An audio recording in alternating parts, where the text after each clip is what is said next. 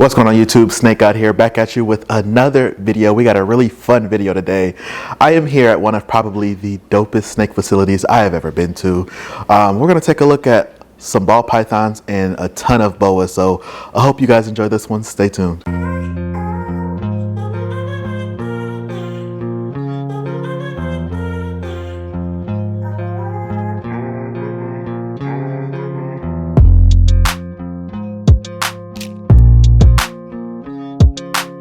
Alright everybody, so welcome back to the video. Like I said, I'm Dre, I'm the Snake God. And I'm here with John Chausmers of John Chausmers Reptiles. John Chausmers Reptiles. Plain and simple. I wanted to make sure I got all the information right. Of course, all of this information will be down in the description. But we're gonna take a tour of his facility today. So let's check it out, guys.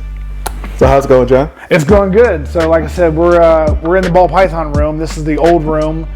We built the new room next door for the boas.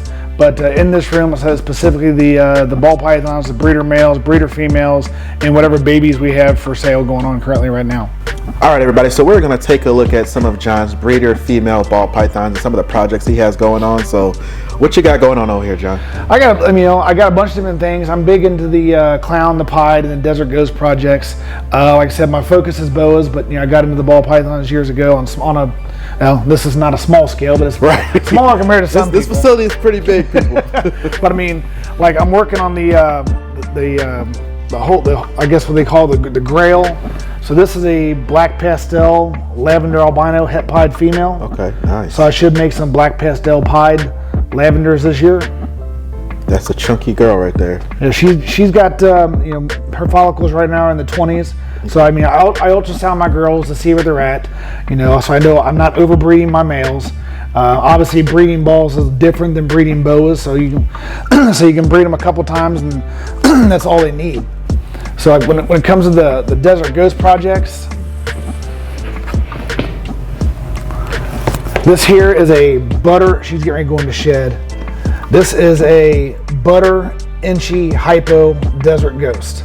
She's nice. So obviously the inchy and the hypo are cleaning it up. The butter's helping with the color, and then the desert ghost is really, really cleaning it up. This here is another one of the desert ghost females I got going. And go figure, you show up and a lot of people are in shed. Come here, girl. Come here. She's nice and clean. This is a pastel vanilla desert ghost, and she's het for hypo. So the hypo will help even clear that up even a lot more. Mm-hmm. I like the black markings on her. The desert ghost makes everything just nice and clean and crisp. So I mean, I'm working on double recessive desert ghosts. I should have desert ghost pies, desert ghost xanthics. I'm hoping to have a desert ghost xanthic pies this year as well. It's a triple gene visual.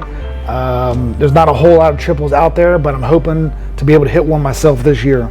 This girl here is nothing super fancy, but just the fact that she's just so big. This is a pastel lesser super cinnamon. So the super cinnamon giving it the black, and then the lesser and the pastel are lightening it up. Nice. The pastel tends to give them little spots there on them. Kind of like that patternless look on them. Oh, she's a big girl. She produces great eggs every year. All right. So these are, I said, more breeder females. Some of my females are pretty good size. I raised my own rodent, so that helps a lot. Yeah. But this is just a plain inchy clown. Okay. Obviously the clown gets its name from the teardrops coming down the sides. Mm-hmm. Then the inchy cleans it up and gives it a little more of a reduced pattern. Nice. When you add inchy to this, I produced a inchy desert ghost clown this year. I'll show you that here shortly. Okay. My first clutch I had early this year.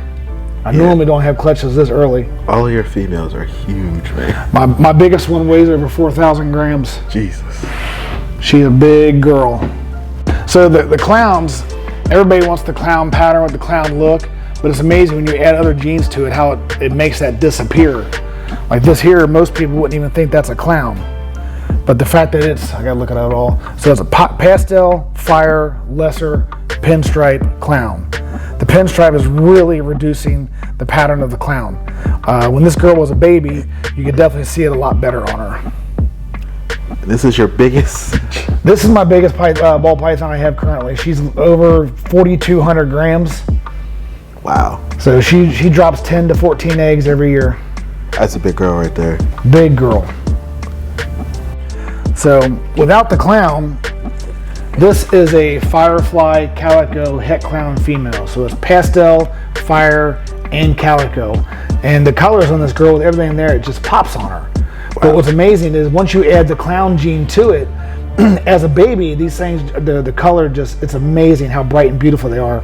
But the pastel and the clown by themselves will fight each other and tend to darken up a little bit as an adult. But the fact that this girl's got fire and calico in her should help keep the color brighter in some of the babies for future breedings. Yeah, she looks good. I like her markings. I don't know if it'll show up on the camera, guys, but she's got a really bright, like, yellow on her, and it's pretty nice. This lighting in here is great. Yeah, she looks pretty good. And so she's an 8 to 12 egger every year as well. These are some of the younger females. They're all big enough to breed, but they're a little younger. This is a leopard clown. So the leopard almost looks like it's not as bright colored as the Inchi, but it does give them the reduced pattern. So the leopard gene, for the longest time, people thought it was a marker for piebald. So we're just proving, I mean, I don't want to say it's proven that it's not, but it's proven that not all leopards are het for pied. So, but she's got good clean markings on her. When I first got her, she was a picky eater, but now, after she gave me her first clutch 2 years ago, she's been an eating machine. So I've been trying to make a vanilla cream or vanilla scream clown, which is a fire vanilla clown. I think I hit on it last year, but there's other genes in there where I'm not 100%. So this here, go figure, she's in shed. This, I believe, is in shed. This is a pastel vanilla leopard clown. Nice. So the only thing missing out of that would be the fire gene. And what the fire gene? The fire gives it, when you mix fire and vanilla together, it's called a vanilla cream, and it gives it like I mean, it really looks like a cream color, and it breaks up the pattern a lot more as well. Okay. When I show you these next two, they're almost patternless, but you'll get the idea. Gotcha.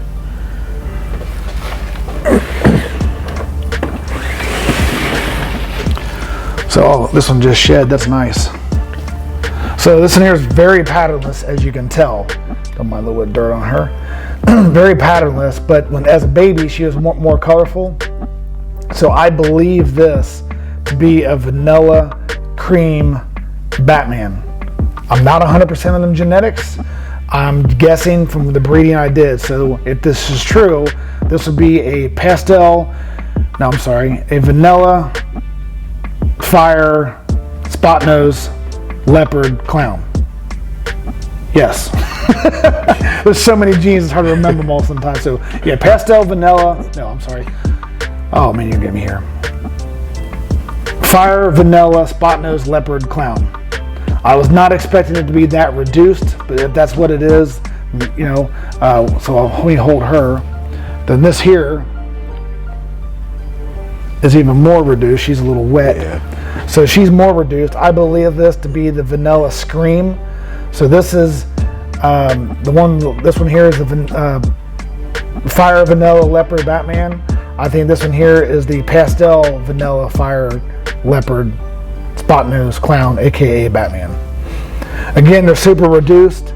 Most people look at that and say it's not what it is. But when you're piling on 5, 6, 7 different genes, you're gonna fade out an animal a little bit. I wasn't expecting this in the breeding, but I'll breed them out and see what I get next year. All right, this is my holdback stuff that I'm keeping for myself. There's a bunch of different things here. One of the things I just started dabbling into was the mahogany gene. Oh, that's cool. So you got the mahogany pieds. You use the super mahogany, also known as a suma. It gives it a black and white, almost Oreo appearance. So a lot of people wanted the super black pastel pieds, which are called the pandapieds, but they're all super high white. Where if you use the mahogany gene, it's almost 50-50 in the breeding. So the mahogany, as you see the mahogany, the brown's much darker. The outside's nice and black and crisp. It's nice and clean, real clean pattern.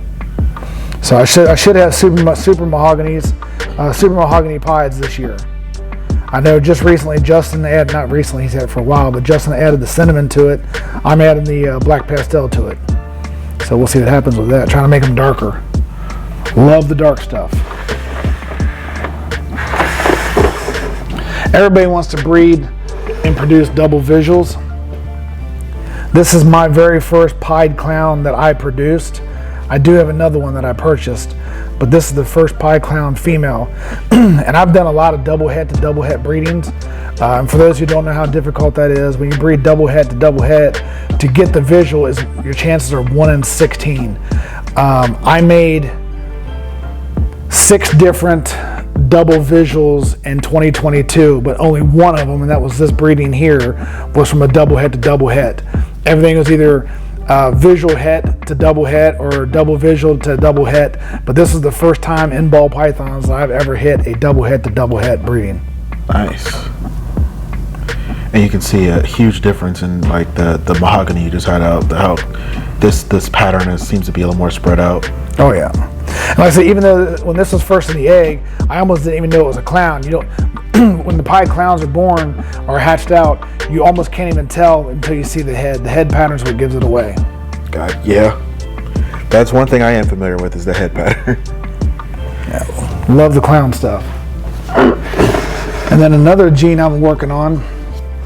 This is something I've been working on for like 12 years now, and I've had a horrible time with it, just because nothing wants to grow or breed the way you want it to.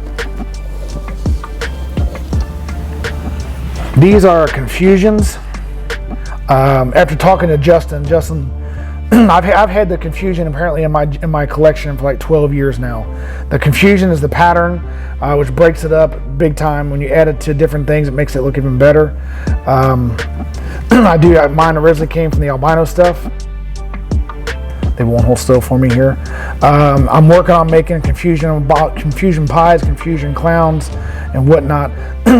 Everybody talks about how, or all the stuff I've seen, people talk about how the confusions normally have a little bit of an attitude or like to strike or whatever. Mine are real picky eaters. I don't know what it is. I don't know if it's just the line I've got.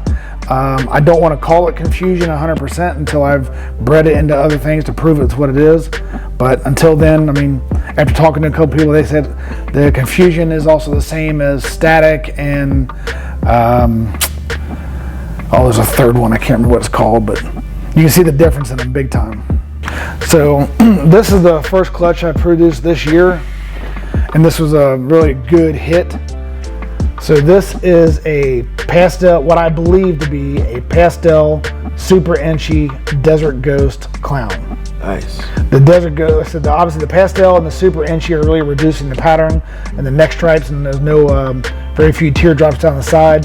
Then obviously it's clown. Then the desert ghost is really cleaning up the sides. Yeah. Desert ghosts, and I mean again, this is my first year producing them. The desert ghosts, when they're first born, sometimes they're hard to tell if they're a desert ghost, and it'll take 3 or 4 sheds for the cleanliness and the sleekness to just pop out on.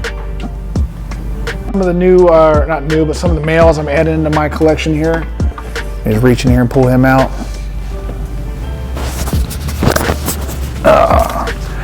This is what bamboo does to clown. Gives it the real, well, this is a super pastel, but the bamboo gives it that stripe. Mm-hmm. So I'll have bamboo clowns available this year. I got a couple litters or a couple clutches of those coming. Nice. So yeah, the bamboo. Clean. Yeah, I think bamboo looks really good in clown. Mm-hmm. I wish this guy almost wasn't super pastel. Obviously, everything I'm gonna make will be pastel, but still, I think it makes it look really good. Yeah. Nice and clean. He looks like he's going in the shed. Another new morphs, not new morph, but people are working with. This is a chocolate. This is actually a super chocolate inchy hypo male. So the chocolate, when you add it to, he's all kinds of jumping here. Look at him here. Hold still there, buddy. There we go. Hold on. So yeah, so this is super chocolate inchy hypo, and I'm adding him into my clown and my pie projects this year. Yeah, he looks good too. Yeah, he's a little over a year old. He's already bred 2 girls for me. And that's the thing with the ball pythons. When you're checking them, whether you're using an ultrasound machine or you're just checking for follicles manually, I mean, everybody thinks you got to pay your snakes 4, 5, 6, 7 times. You really don't. With the ball pythons, I mean, my males get paired to my females once a month. I mean, obviously a male is breeding more than once a month, but each female is only getting bred once a month. Males I produced this year, they're not producing sperm yet, so I won't breed them yet. but this is a Firefly Confusion. So the confusions I was showing you there, the albino and the other, this is from the same father, different mother obviously, but so it's Pastel Fire Confusion. This one here is double het albino clown. So he's big enough to breed, he's just not going through the motions yet and has not produced sperm yet, but hopefully we'll get him breeding later on this year. All right, I'm going to show you just like a side-by-side comparison for a lavender albino and a regular albino pieds, but with extra genes. So this is a Dreamsicle, aka lavender albino pied. Obviously the lavender gives it the more lavender color here in the yellow. Everybody thinks it's in the white and it's not, it's actually in the yellow. It's like a two-tone yellow. Oh yeah. And this here, this is a albino. This is the lavender albino. This is regular albino, but this has Orange Dream, Leopard, Inchy in the breeding. Nice. So it's good. The Orange Dream and the Inchy is brightening up that pattern. The Leopard is reducing the alien heads and everything in the pattern, but it's still almost just as bright as the Dreamsicle compared to a regular albino pied. Alrighty, everybody. So I hope you guys enjoyed that video. That was part one. I decided, halfway through this video that this would be a two-part video. So hope you guys enjoyed part one of the John Chausmers reptile room tour with all the ball pythons. Well, majority of the ball pythons. Very nice ball pythons. You guys know I'm not into ball pythons, but he's got some nice ones over there. And the sun is coming out. I'm looking crazy. But now I'm actually headed into building number 2 to check out John's very extensive, very nice, high-quality boa collection. So hope you guys enjoyed the first one. Part 2 will be even better. See you guys in the next video for part 2, so stay tuned.